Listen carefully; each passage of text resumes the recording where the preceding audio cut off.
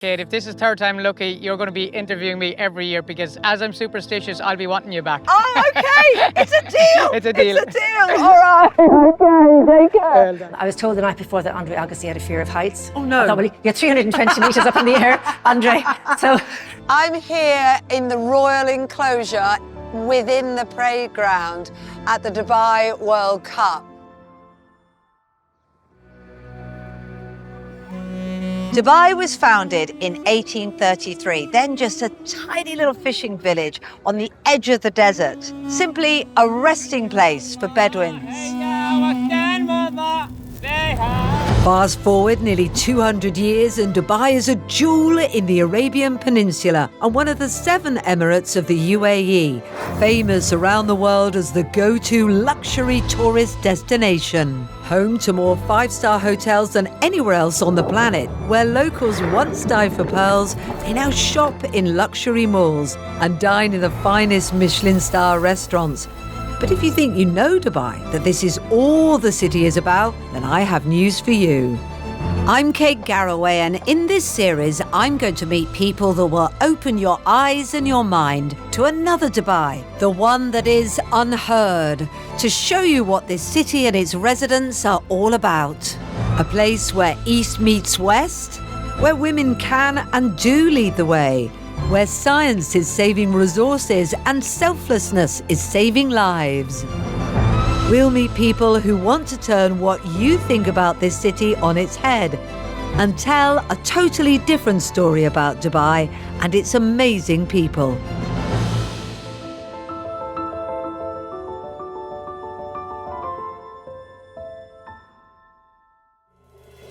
I am nestled in the vibrant heart of the city, an oasis of emerald green topped by azure blue sky, and everywhere you look, the most astounding city vistas.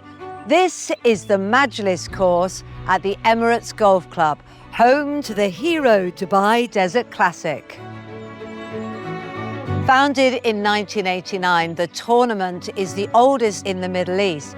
It attracts the greatest golfers from around the world, and notably, it's the first European tour event to be staged in the Middle East. As well as golf, there's rugby, tennis, cricket, marathons, and of course, horse racing. Dubai is in fact now home to some of the biggest sporting events in the world. I want to explore why Dubai has become the go-to destination for sports fans and athletes alike. I'll be speaking with sporting legends and key figures who played a major role in its growth on the global stage.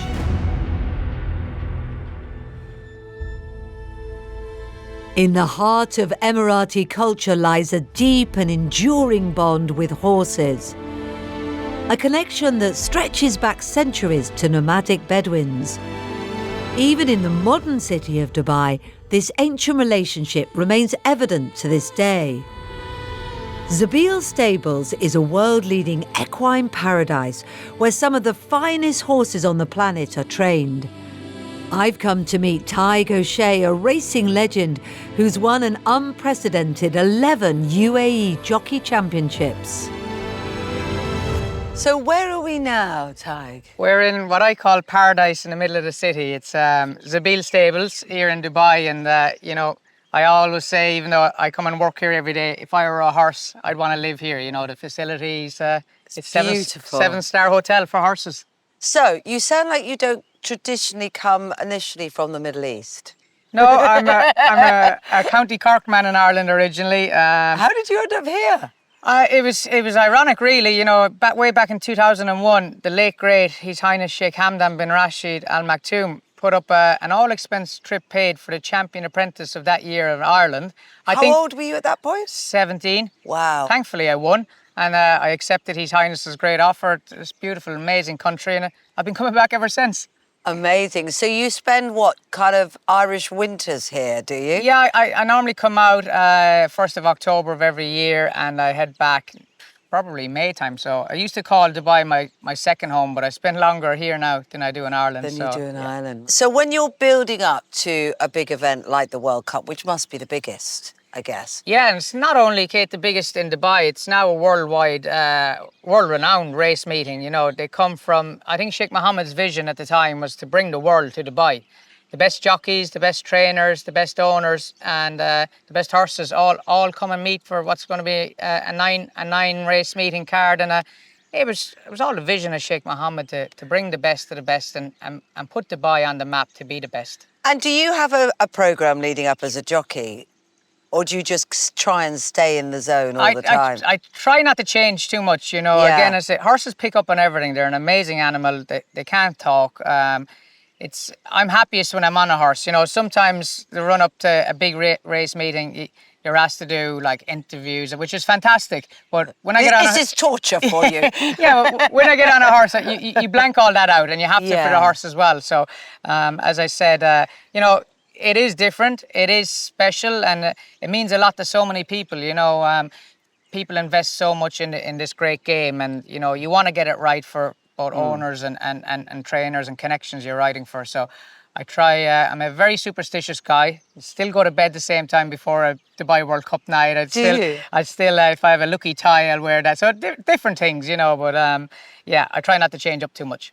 So, how many races are you doing at the World Cup with the big one at the end? At the moment, it looks like I'm going to have 5 rides, and you know, and hopefully a very nice ride in the big race itself, the Dubai World Cup. It's only And the horse for that is? The horse is a Juddmonte-owned horse called Laurel River. Touch wood, he's training very well. Fingers crossed. I was on him yesterday morning, putting him through his paces. Look, it's hugely exciting for me. As I said, I've been here for over 20 years, Kate, and it'll only be, please God, he gets to the race. He's my 3rd ever ride in the big, so it'll just tell you how hard it is to get a ride in the feature race on World Cup night. So is there any prize money involved? Yeah, there's a lot of prize money Is involved. there a bit of moolah? Yeah, kicking around. What kind of cash are we talking about? Well, the Dubai World Cup race day is in excess of $30 million for the 9. What in prize money pots? In prize money pots for the 9 races combined. The World Cup itself is a $12 million race. Wow. And I think just under $7 million to the winning horse. So do you get that? Jockeys get a percentage. The owners get the owners get, obviously they're investing and they're paying training. They've got the horse. Yeah. I think it works out. The owner gets like 75% of the purse. The trainer get 10%. The jockey will get 10%. And of course, the unsung heroes, the grooms and the guys and girls that are working so hard in the morning, I think it's like 5% of the prize money, which is great because they are the unsung heroes. They're up when it's dark, goes to bed when it's dark, and looking after these great animals. Do you think about anything of that when you get on the back of the horse? What will be going through your mind? Again, going back to my superstitious days, I never ever look, and I haven't done what the races were beforehand. Now, when I win, I look afterwards. Don't get me wrong, but yeah, I don't like to jinx anything. So, but look, it's well documented what the Dubai World Cup is. So, what will it mean to you to win? Oh, look, you can't even dream about it at the moment. To get a ride in it is amazing. To win in it, it's, you know, I was watching this race as a kid, you know, and as I said, I think it'd be super special, as in I know how difficult it is to get a ride and a good ride in the race. And Laurel River, he's a very good horse. He won well last time in the Burj Nahar, and thankfully his owners, Juddmonte Farms, are keeping me on the horse, and you know they could use anybody in the world. So fingers crossed. As I said, we won't try change too much.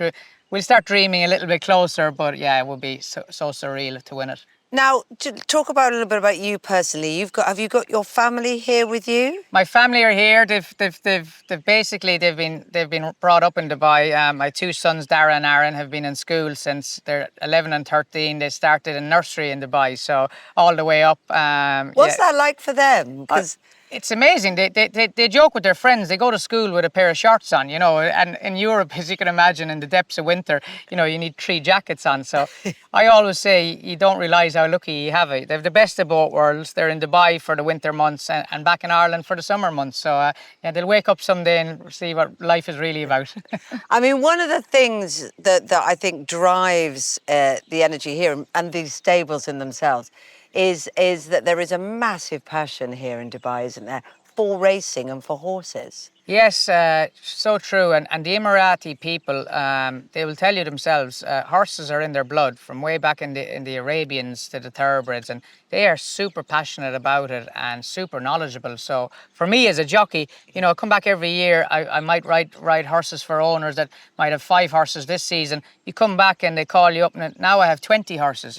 Really, they're amazing people. They're passionate and enthusiasm for the game, and I think the best way to put it, Kate, is horses are in their blood. There's obviously massive passion for racing and horses in general, but there does feel like maybe people in the UK wouldn't realise this, that sport generally and big events here are very much part of the vision and the culture. No, it's huge, and going back to my kids alone, we go every year and watch like superstar golfers like Rory McIlroy and Tiger Woods, and they're playing literally 10 minutes from where we live. So, and you've the tennis, the Serena Williams, you've the Rugby Sevens. Like, it's amazing, again, like I do say to my kids, we're living in Ireland, we don't get to see these people, week in, week out. There's always a huge event, whether it's horse racing, golf, it's unbelievable. Well, I really hope you get what you want. And this is going to be third time lucky, surely, this time for that big World Cup race and all the other races as well. Well, hopefully, Kate, if this is third time lucky, you're going to be interviewing me every year, because as I'm superstitious, I'll be wanting you back. Oh, okay. It's a deal. It's a deal. It's a deal. All right. Okay, take care. Well done. And while we're here, I thought it'd be a great chance to meet Bhupat Seema, the trainer at Zabeel Stables. This is a really big time for you, isn't it? You are a trainer and then some. So tell me what the build-up to the World Cup is like. And also generally, I guess, what racing and training here in Dubai means for you. Well, I'm originally from India, but I spent a lot of time in America with working with horses. And I got the opportunity to come and work here 21 years ago. Wow. Yeah, and when I came here and I saw that this is the 7th star of the 7th star for horses, if I die and come back, I want to come here and live as a horse. Do you? Oh, absolutely. I mean, look at the facilities around us. We got swimming pools, spas, cryo chambers, some of the best in the world. What does it mean to you to win? What would it give you? Well, to run against the best in the world, the best horses in the world, the best trainers, the best jockeys, and to race against them. And in this is my adopted home now. I've been here 21 years. I'm not going anywhere. And to run against them and to win this race. I've been watching the Dubai World Cup since I was a young man, and I never thought I'll probably even have a horse to run in this race. So the big race is coming up. Laurel River is running. How's it looking? Well, I got a email from Judmont, who owns Laurel River, and they are at the top of the league when it comes to breeding horses. And then I got Laurel River, came from America with a reputation. I go on my quarter horse, my pony, and he's been with me for 21 years since the day I've been here. And I don't do anything with him, but I just sit on him and go to the track. And I was sitting on him, I was watching this gallop, and I was thinking about it. I said, what other horse in the world is going to be better than him? And it's going to be very, very hard for anybody to come and beat him, for him to get beat. So brilliant to talk to you. I am keeping everything crossed, even though I know you've done all the work necessary. I just hope everything goes brilliantly for you at the World Cup. Good luck. Thank you so much. Appreciate it. Racing here in Dubai, as it is all across the world, is big business, but you could also sense the absolute genuine passion from Bupa, from Tig, from the grooms, from the stable hands, and the energy as well from the owners of the horses to create these extraordinary facilities. I mean, I quite fancy being a horse here myself, actually. It looks like you'd have a wonderful time and be ready for the most extraordinary event that I think the World Cup's going to be. One of the longest running international sports events in the Middle East is the Emirates Dubai Sevens. Played at the Sevens Stadium over the Eid al-Etihad public holiday weekend, The 3-day event has grown into the biggest sports and entertainment festival in the Middle East. As well as the rugby, this huge site plays host to cricket, paddle, netball and CrossFit events right across the 3 days. Some of the biggest names in music and entertainment come out to play, and on Sevens weekend, tens of thousands of people come to soak up the sport, sunshine and singing. To run an event like this so successfully takes some real rugby royalty. Enter Matthew Tate, World Cup finalist with England in 2007. He's now Rugby Sevens General Manager and Event Director, and also a resident of Dubai. You are a rugby legend in your own right, aren't you? And now part of this running, huge celebrated event. So tell me, first of all, explain for those that don't know, what is, Rugby Sevens as opposed to Rugby Union, Rugby League and other things they will have heard of? Yes, the Rugby Sevens is essentially a short form of the Rugby 15s, Rugby Union, which is probably the form that people are most familiar with. So five-a-side football equivalent for those that are more into their football. Yeah. And what is special about that? Does it make it faster and can people get into it more quickly? It's a faster form for sure. There's more space. It puts players' skills, men and women, under, tests them. There's the fatigue element. It's exciting. There's more tries. It's kind of all action all the time.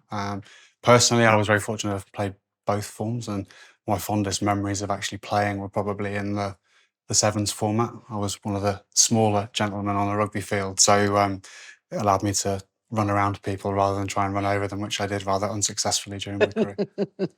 And you came here to play, as part of that event, didn't you? I did, yeah. 2004 and 2005 as part of the England squad that was out here. Very fortunate to have won on both those occasions, but that was back at the old ground, Alawir, which was the Exiles Rugby Club, which is now actually part of the Sevens facility that I run. So I was part of that, but at that point in time, it was very much a rugby event, very different to what it has kind of evolved to and evolving possibly away from a little bit now. So it is one of the oldest sporting events, isn't it? Yeah, so it was, I think this year's our 54th year of the Emirates Dubai Sevens, so very much started in the middle of the desert. Creosote used to mark the lines. Wow. We actually interviewed a couple of the guys that been out here from its inception, and they were talking about having to move telegraph poles and all sorts of stuff. So as kind of remote and as balmy as you can think compared to what the city is now and what the event is now. It's a stark contrast over those 54 years. And it draws people from all over the world. It does. And the event itself, for those that don't know, we have the HSBC Sevens, which is the pinnacle of the Sevens career. So that's when you're seeing the experts. Yeah, that's the internationals. Yeah, so 12 men's and women's teams from various nations across the globe that compete on our pitch one. But actually that event is part of a much bigger festival. So a real festival of sport, music and entertainment. So the key components that make our event up. So there's the international component. We have our 5 invitational sports. So rugby, netball, cricket, CrossFit, which is our WOD-on competition, and paddle we introduced last year. So we have 6,000 people that come and participate across those various sports. And to be honest, that's kind of the secret sauce of the event and the experience, is that you can take part in sport, and whatever sport means to you, from old ex-pros like me that think they can still do it, to people there just to catch it with mates and have a good social experience, to then go and watch the pinnacle of the Sevens on pitch one, and then take in the music and the food and all the other experiences that are there across the 3 days of the event. And what I love about that as well is that sport seems to be much more at the heart of the whole of Dubai, really, than that many people might think about. I mean, they might think about the partying and the fantasticness, but actually that kind of interwoven sense of family life and sport, is that something that's come from you and what you feel as well? It is, yeah. So I've only been here since November 22, but I was a dad to 2 young boys, and both sporty boys, as you can imagine. So when we were making the decision to move out here, aside from just the professional side, it was looking at what experiences are they going to be able to have, both sports and education. Like the schools here are amazing as well, and they're so lucky they've come from a small village school in Leicestershire. In Leicestershire, yeah. So what was that like for them? It's a little bit different as we're sort of sat looking out over here.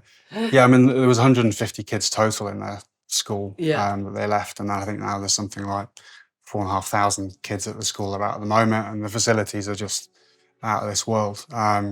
So it's been a change for them, a good change. Keeping my 8-year-old or 9-year-old today, as he is, grounded is challenging at times. But it's really kind of, it's cool, is probably the right word for me, that I run both the Dubai Sevens and the Sevens Stadium facility. Yeah. And now they're part of the Exiles Rugby Club that is based there, so I don't ever escape the place, to be honest, because they're there for training and what have you. But sport is, the Dubai population, kind of 4 million, 3.8 million, what it is now, is so diverse with people from all over the globe. And sport's a key component of everyone's lives that are coming in here. It's such a melting pot of cultures to have all of these, both big events to bring international visitors in, but also there's an expectation within the local community that they want these types of events in Dubai. And so there's Dubai Sevens, the Dubai Desert Classic, it's horse racing, the World Cup you're going to this evening, Dubai Marathon, there's the UAE Tour, the cycling. So there's this kind of eclectic mix of every sport you can possibly imagine that's here. It was so lovely to meet Matt and to hear his absolute passion for being here. You know, lad from a Leicestershire village finds himself living here in sunshine and glory, and you can imagine his kids, his 2 boys as well, just having the time of their life. And to have centred it all around the Sevens, which obviously has come out of his passion for rugby, but you can see how more and more sport, from down to the little kids, right up to the extreme examples of professional sports people. It's just such a part of life here.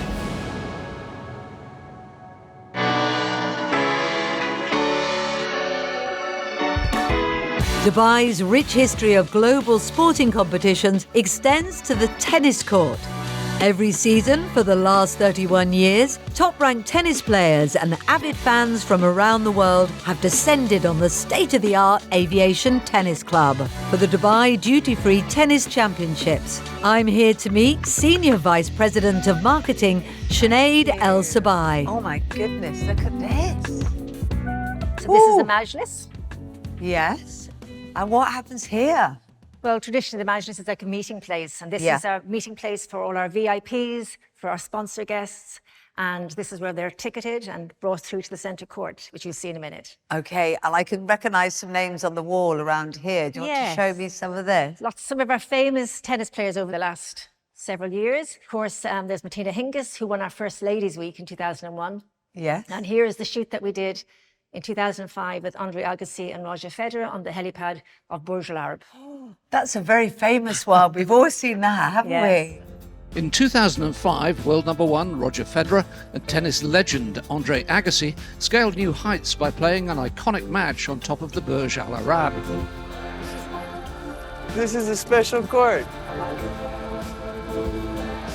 The images took the world by storm and proved an iconic moment in the tournament's history. That must have been extraordinary to try and organise. It was an amazing achievement, particularly because on the day that it happened, that we had a shamal, which is the wind, a storm. no. So we were touch and go, what's going to happen? Luckily, the wind dropped. We managed to get the players up there. I was told the night before that Andre Agassi had a fear of heights. Oh, no. I thought, well, you're 320 metres up in the air, Andre, so don't look down. Quite a bad time to suddenly inform people of that. Exactly. Roger Federer said himself when they walked up the helipad, and he said he just knew it was going to be huge. This is back in Really? 2005 when you didn't have the social media influence. No. The ATP reckoned it was seen by half the planet. Wow. And it was my most amazing shoot that I've ever been involved in. So this is our tennis walk of fame. The players actually walk through underneath the stadium. You can see the picture of all the previous winners for the men's and the ladies. Amazing. 32 So it's a real years. walk of fame It's for a the walk of players fame. as well when they're Exactly. going out onto court. So then they're caught on camera here. They walk Lovely. through. And then they go out They walk out to an adoring crowd, to a hopefully. packed crowd. And here we are. Wow. I was not expecting this. Very Huge. special. So it all builds over how many weeks? It's 2 weeks, basically. 2 weeks, Yep. the tournament, Yeah. and it builds to crescendo when somebody wants to be holding that trophy. That's right. And the trophies themselves are very special, They're aren't beautiful. they? They're quite traditional. The women's prize is a traditional Arabic coffee pot, which sounds very domestic, but it's actually very beautiful. It's lovely. I bet it is, And yeah. then the men's is the traditional Arabic dhow, which is very special. So they actually get to take the trophies away and Keep them. yeah, they keep them. Very How special. beautiful. So you're keeping a little bit of the ancient in Yes, with something exactly. that's so spectacularly modern and up to date for Exactly. a sporting event. And in the case of Roger Federer, he's got 8 of them somewhere in his Wow. home. So he won 8 times. We'll have to go and find his house and see where he keeps them, won't we? Exactly. Yeah. Now, this is the place to watch the championship, I'm imagining. Am I actually sitting in the royal seats? The royal seats would be here, so we're Right. just behind them. So they'll sit here for many of our matches. And then for the final, I'm very lucky, I accompany down to the centre court where we do the prize presentation. Well, Roger Federer, I know, has got strong affiliations with Dubai and even lives here. I mean, what do you think he loves about it? Lives here for part of the year. Part of the time. He has a residence here. I remember Roger coming here first in 2003. And really, even though he was really making his name and rising up the ranks, he just rocked up by himself. He didn't have a big entourage. And he's very, very easy guy. You could just talk to him directly. And he won in 2003, 2004, 2005. Nadal beat him in 2006. But he went on, Roger, to win a total of 8 times here. And his 100th career title was here in 2019. So you can imagine why this has got a very special place in his heart. Yeah, and I think he feels very relaxed here. And we really try from the very beginning to make sure that the players are well looked after. They stay in the hotel, the Jumeirah Creekside, which is literally a stroll away from here. They have dedicated staff looking after their reservation booking for their court practice, for their getting the tennis balls and everything else. We really look after the players. And that was very much Colm's idea and the whole management team's idea from the very, very beginning. Let the players come, let them realise that they're in Dubai. We look after you here. Hospitality is very important and they love it. So never mind all of them. What about why you are here, Sinead? That does not sound like a UAE accent. No. Is there a little bit of Dublin there? I'm from Dublin and I came here to live in 1988, October 1988. How come? Well, I followed my sister Siobhan, and we're always getting mixed up, Sinead and Siobhan. But Siobhan was here for a number of years and she said, just come out and try it. Try it for 1 year. My plan was to go back to Ireland after a year. Marry yourself a good Dublin boy. Marry a nice Irish boy. I had somebody in mind. He never knew it. But anyway, I came here and as my sister said to me, give it a year. Give it a year. Give it a year. And that was how many years ago? 35. 35. There you go. Are you still giving it a chance or are you confident now you're staying? I'm pretty, I'll tell you, I've got the shape of it now. You got the shape of it. So when you were starting up and when you were building it and you were making those cold calls, give me some examples of how challenging it was, because people didn't even know where Dubai was on the map, did they? Let alone, seeing it as the destination, the bucket list destination it is for many people now, 1993, most people knew the Middle East a bit more, etc. But trying to get some of the tennis players to come and play, they're saying, no, it's a small event and I've just come from Australia. I'm not going to go back halfway across the world. I've just done the Open. Yes. I don't want to risk injury and all those thoughts. All of those thoughts. And then slowly, and it did take time because we didn't want to have a situation where we're throwing money at players from the very beginning because that wasn't the right vibe we wanted to do. So we did build it up over the years. And then we started getting the likes of Boris Becker coming, Tim Henman, Goran Ivanisevic, one of my favourites as well. And then it just really grew legs. And they knew that Dubai was a great stop. And we won awards. The players voted for it to be the best tournament of its kind on the tour. But 19 awards. So much to be proud of. This tennis championships really put Dubai on the map in terms of the sporting world. But it's also generated a huge legacy for within tennis, for the people of Dubai, and also just the enthusiasm for sports in all forms. For decades, the Dubai World Cup has been the crown jewel of the racing calendar here. The event is held annually at the Meydan Racecourse, drawing the most elite horses, esteemed trainers and passionate spectators from around the globe. I'm here in the royal enclosure within the parade ground at the Dubai World Cup. This is extraordinary. So 30 minutes before every race, they parade past the horses, some of the greatest thoroughbreds in the world. And the royal family is here today too. It's just extraordinary. There are 9 races in total, and after an early second-place finish on a horse called Walk of Stars, Two Rivers overtakes the Godolphin Mile. Tig O'Shea, who we met earlier in the episode, is approaching the starting stalls again on a Bupat Seamar trained and Daki Stables owned horse called Tuz for the Golden Shaheen, only 3 races before the famous Dubai World Cup.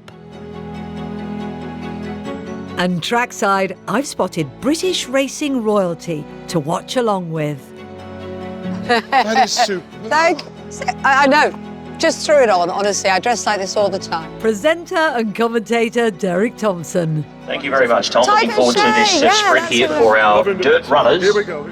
1,200 metres, they'll fly along here away in the Golden Shaheen, and Tuz caught the start well, going up with Don Frankie. Deeper out on the course, Hopkins gets into the first few, Colour Up burns across as well. Run Classic there in that early part of the race. Behind them, Nakatomi from Muhi, Remake, and Leading Spirit is the last one. So inside the 750 metres they go, Don Frankie puts it to Tuz. Colour Up also applying some pressure, they're flying along here. Into the lane they go in the Golden Shaheen, and up in front, taking over the running here now was Don Frankie. Puts up 3/4 of a length here on Tuz, who's game to fight back. They draw away now from Colour Up, Igniter, coming from the back of the field, Leading Spirit up the running rail, but look at Tuz! Tuz in the final 200 metres has burned away from them. What a win! Tuz, for the locals, goes on to win by 5 lengths. Shaheen, featuring Don Frankie. Nakatomi was getting home late. Potentially ran third from Remake. The biggest smile in the UAE from the champion jockey. Tuz has given Tig O'Shea another win in the Golden Shaheen. There he is, there's Tig, that's Tig. He's just run the race, I can't believe it. Unbelievable. Woo! And Bupat Seamar in the winner's enclosure on World Cup night. How do you feel? Let's do that. Incredible. Do you? Absolutely incredible. This is dream come true. And Tig gave him a super ride. And he was training really well, so we were very confident coming in here. And even though he still has the big race ahead of him, I just had to track down Tig to congratulate him. Hello, well done! Oh, so exciting! Brilliant. I'm screaming my head off. I've lost my voice. I was screaming also. Thankfully, I had a look at the screen and he was clear. So amazing day. And my family are here, as you know. So brilliant. So where are we now then? What are we in terms of wins? Because we know you're the greatest winner in the US. Nearly 800 wins in the UAE. Wow. And have 11 championships won, thankfully. So hopefully 2 race meetings left. I can hold on at the top and make it a 12th one. Absolutely brilliant. I've obviously never seen anything like this before. Yeah, that's amazing. Yeah. It's just extraordinary. Yeah. And what happens to the horse? Tuz, is how you... Tuz now gets a well-deserved break. Right. So, he'll have his summer holidays. Yeah. And, he'll get plenty of carrots and polo mints. And, lovely. We'll wrap him up. He's the new celebrity A-lister in Zabeel Stadium. Wow. So, oh, God. Do you think they know when they've won? Oh, they definitely know. Do they? Tuz pulled up and, I gave him a pad and he's 2 years pricked and it was like, then the camera started flashing and he was like, I went to turn him left and he went, hang on, I'm enjoying this. So, they definitely know when they win. They definitely Brilliant. Well, I'm sorry, I don't want to keep you because I know you just want to go and lie down. No problem. Listen, I'll see you. This is all. Yeah, take care and well done. Great to see you again. And you. It was a great win for Tig and he's obviously delighted. But all eyes now switch to the big prize, one of the most sought after trophies globally in racing. Sponsored by Emirates, the Dubai World Cup. This is what everybody wants. I cannot wait for Tig's race. Fingers crossed he comes first. And as the horses approach the starting stalls, I spot Tig on a Bupat trained horse, number 7, Laurel River. And we are set for the Dubai World Cup. Racing. Dubai World Cup number 28 is underway. It's 3 or 4, followed by Defunded. Dermis Oligake check narrowly there. Gambia Khan shoots up. They're about to approach the back turn. Laurel River has had it pretty easy up in front, hasn't had to work too hard, but Defunded and Laurel River clear away from the rest. They lead a half a dozen lengths. Dura Eriday is the third. But Laurel River has given them the slip here. Laurel River puts a big break on them here in the Dubai World Cup, the best part of 8 or 9 lengths here. And Judgment Farm, but this is an absolute romp in the Dubai World Cup. Laurel River, Tig O'Shea, take a bow. Dominant in the Dubai World Cup. Photo finish for second. Usma Tesoro crossed over with Senor Buscador. Laurel River, a dominant winner in the Dubai World Cup. The Dubai World Cup winner. Who's going to take a turn, and we'll get a word with a man who's ridden a double on the night. And it is the stuff of dreams to Tygo Shea, the multiple champion jockey. Tygo Shea, Dubai World Cup winning jockey. How does that sound? That's got a great ring to it, you know.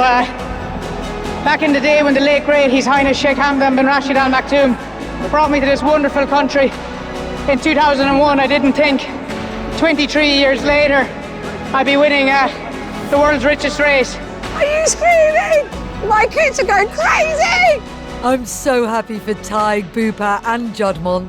This was obviously a dream come true for them. And seeing their emotion as they're presented the Dubai World Cup by the Crown Prince is really moving.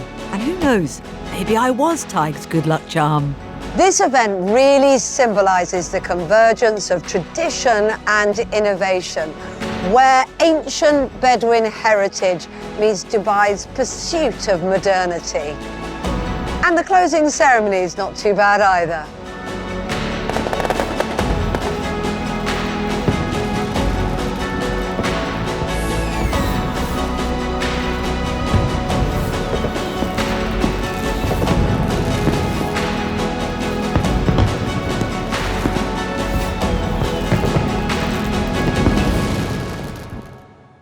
In the final episode of this series, I'll be looking at what the future holds for Dubai and its people. We were probably the first country that has an AI minister, and there's a national agenda on AI, because we of course believe that it's going to be part of our lives in one way or the other. And so it's just really kind of inspiring to see people that I've grown up with for the past 7 years do such amazing things already. And I think you're the youngest ever, aren't you, to earn this? How old were you when you finally got your diploma? 13. 13, my goodness me. Click subscribe for our weekly episodes, and you can also listen on all podcast platforms.